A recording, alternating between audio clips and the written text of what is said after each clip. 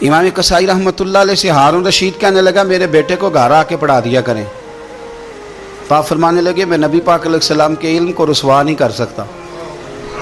तेरे बेटे ने हदीस पढ़नी है तो जहाँ सब के बच्चे पढ़ते हैं तेरा पुत्र भी वहीं आएगा। उसने कहा जी ठीक है मेरा बेटा वहीं आ जाएगा, लेकिन इसे थोड़ा अलग से टाइम दे दें। फरमाने लगे कोई टाइम अलग नहीं, सारी क्लास में जहाँ सब बैठेंगे तेरा पुत्र भी वहीं बैठेगा। अर्ज की चलो इसका सबक ही पहले सुन लें। फरमाया ये भी नहीं करूँगा, जो पहले आएगा सबक उसका पहले सुना जाएगा। ये नबी पाक का दीन है।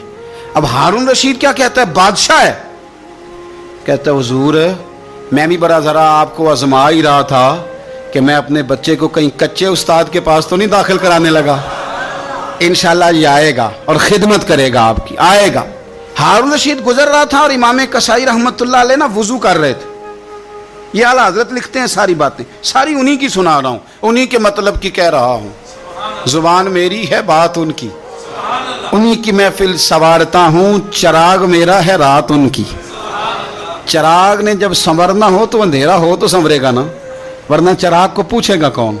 तो उन्हीं की महफिल संवारता हूँ, चिराग मेरा है पर रात, यानी मेरे चिराग को चमकने का माहौल उन्होंने ही अता किया।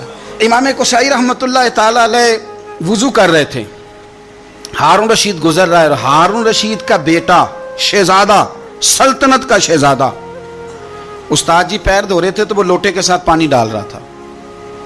हारून रशीद ने देखा तो गुस्से के साथ घोड़े से उतरा।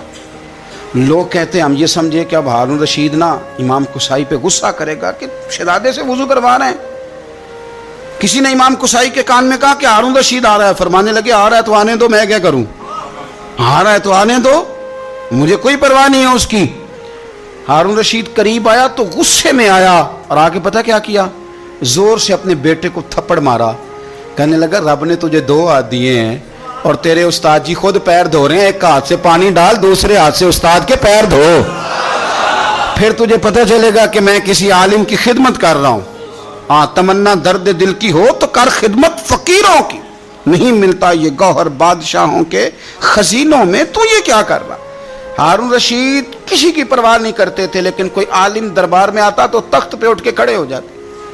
वजीर भी बड़े होते हैं ना मशवरे देने वाले। एक वजीर कहने लगा हुजूर इस तरह तो सल्तनत का रोब चला जाएगा। ये भी मेरे आला हजरत ने लिखा है, रोब चला जाएगा। आप आने पर खड़े हो जाते हैं मौलवी साहब के, तो आप फरमाने लगे मौलवी की इज्जत नहीं करता, मैं नबी पाक के दीन के इल्म की इज्जत करता हूँ। और अगर हुजूर के दीन की आलिम की इज्जत करते सल्तनत का रोब जाता है तो जाने दो, हुजूर के दीन के आलिम की कदर तो होती है ना।